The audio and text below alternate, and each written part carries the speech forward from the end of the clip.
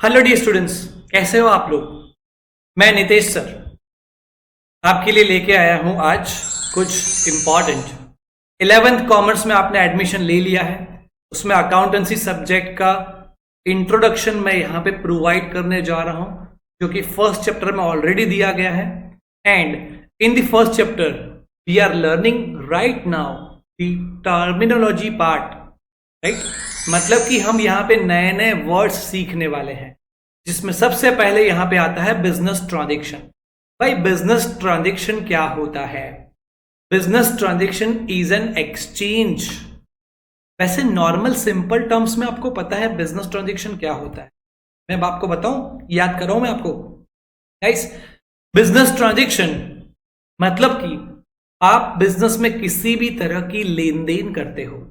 आपने पैसा दिया, गुड्स खरीदा, गुड्स बेचा, पैसा कलेक्ट किया, बैंक में कोई ट्रांजैक्शन किया। So practically you know what is the meaning of transaction. Now theoretically let's go into it. So business transaction is an exchange, लेन देन है, right, of what, of product और service of a business. Guys ध्यान रखना, हमें exchange करना है product या तो सर्विस जो कि बिजनेस में प्रोवाइड या बिजनेस में एक्सचेंज किया जाता है, राइट, बिटवीन टू और मोर पर्संस। कम से कम दो लोग होने चाहिए, बिटवीन टू और more persons, in form of cash and और on credit, right. So basically you have to exchange your product और service of your business with that of other persons, either in cash form or in credit form, or it can be partly in cash and partly on credit. Got it guys? तो ये definition को हमने चार part में divide कर दिया।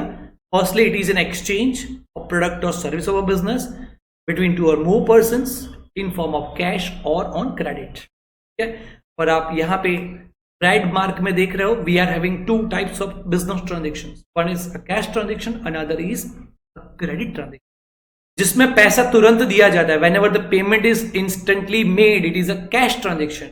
And when the payment is promise to be made in the future, भाई पैसा अभी नहीं मिलेगा, थोड़ा बाद में, थोड़े कुछ दिनों बाद, कुछ महीने बाद पैसे दिए जाएंगे, भविष्य में पैसे दिए जाएंगे, राइट। तो वो क्या हो जाता है? Credit transaction. ठीक है, आगे का आपके लिए एक वर्ड है इवेंट। इवेंट का सिंपल मीनिंग देखने जाए तो वो होता है incidence, right. But guys in accounting, in our subject, event has a little different meaning. क्या है उसका मीनिंग? सिंपल है, बहुत सिंपल है, शॉर्ट एंड स्वीट है।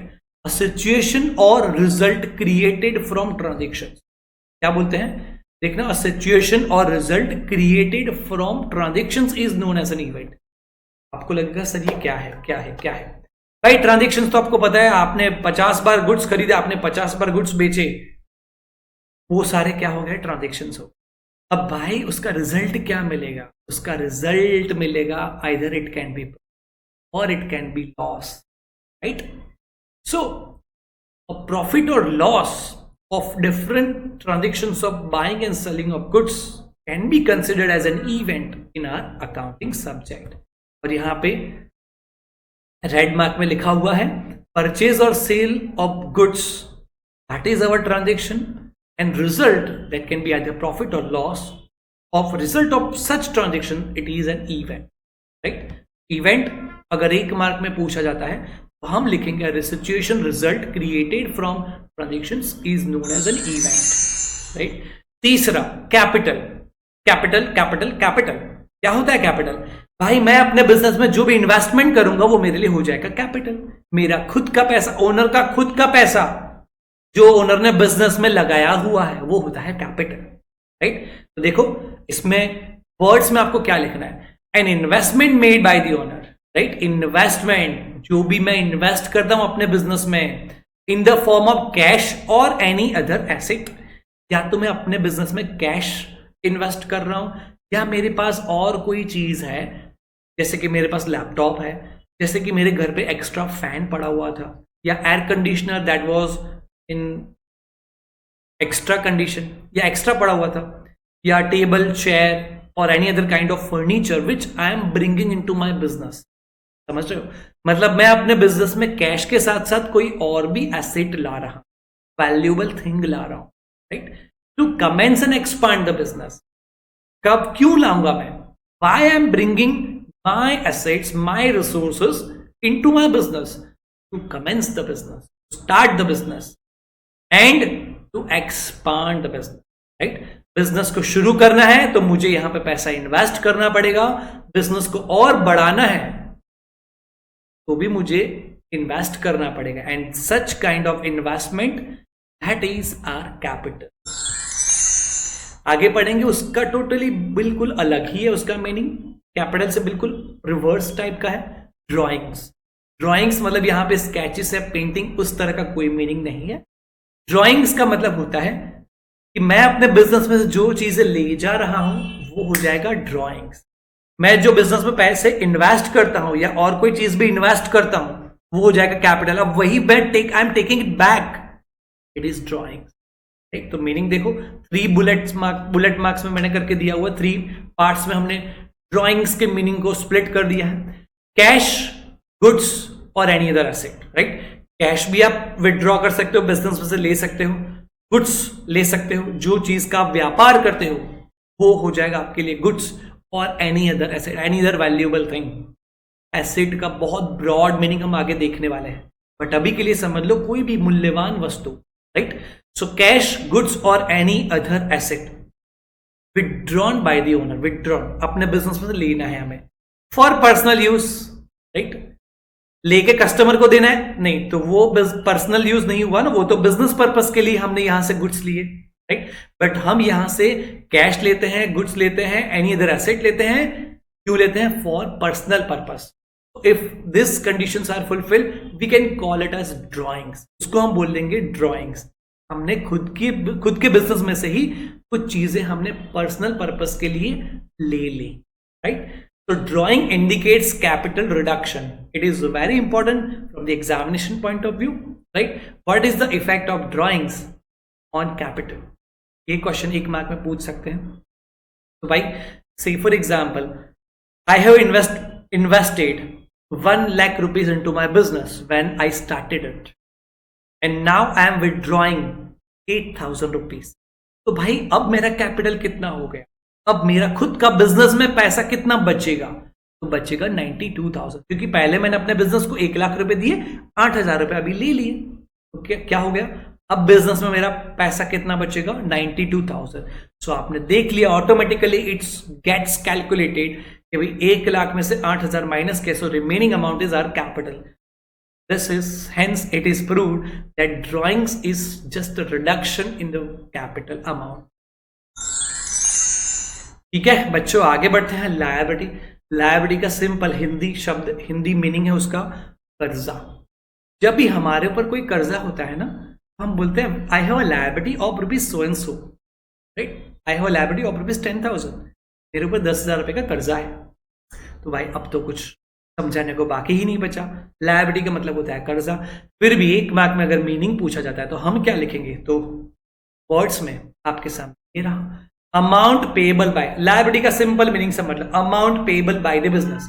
बिजनेस को अगर कोई पैसा चुकाना बाकी है तो that is known as what, that is known as what, liability.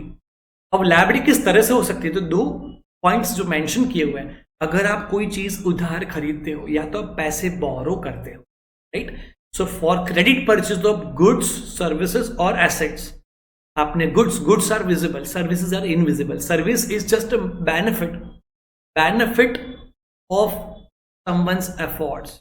Right, कोई आपके लिए अफोर्ड कर रहा है, जैसे कि मैं आपको अभी सर्विस प्रोवाइड कर रहा हूं ना, तो मैं आपके लिए अफोर्ड कर रहा हूं which is resulting into the benefit of other party, that is known as service. Right, goods you can see wrist watch I am wearing it, या laptop I am using, mobile phone and so many things I am using. So अगर वो चीज आप खरीदते हो, कैसे खरीदते हो, उधार खरीदते हो।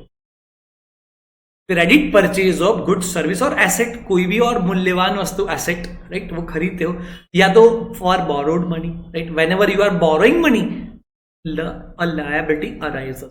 राइट, कर्जा हमारे ये बिजनेस में रेज होता है। राइट, तो लायबिलिटी के बाद आपको एक चीज यहां पे बहुत अच्छी तरीके से समझ लेनी है भाई, business and its owner are separate from each other. भाई इस टॉपिक का एक बहुत ही important, business and its owner are separate from each other. Let me give you an example. My business, the coaching institute I am running in the name and style of Nobel Academy of Commerce, which you can see on the screen, the name, and me myself, Nitesh Gangaramani. आप sir बोल सकते हो definitely.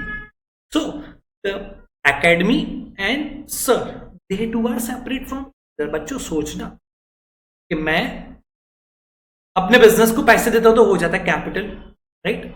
तो भाई मैं अपने business को पैसे देता हूं, मैं खुद को पैसे नहीं देता हूं, मैं अपने बिजनेस को पैसे देता हूं। क्या हो गया? वो डिफरेंट हो गया ना भाई। मतलब मैं अपने बिजनेस को पैसे, मतलब मेरा बिजनेस मुझसे अलग है ना, है ना, है ना? कुछ अलग ही आपको महसूस हो रहा है? सर अभी तक तो आपने बहुत अच्छा, बहुत ही सिंपल समझाया, बट सर अभी कुछ अलग ही समझा रहे हो। Yes guys, in accounting, in commerce stream, in business world, you will understand, you will come to know that the business and the owner, they two are separate from each other. And guys, lastly, एक brief introduction lecture था। वैसे हम offline तो मिलने ही वाले हैं, but मैंने सोचा क्यों ना आपको एक ऑनलाइन भी बेनिफिट दिया जाए। I tried my best to give you maximum in a few minutes. Okay, so we'll meet in next lecture. Either it can be online or offline, but see you till then. Take care, bye bye, and keep studying.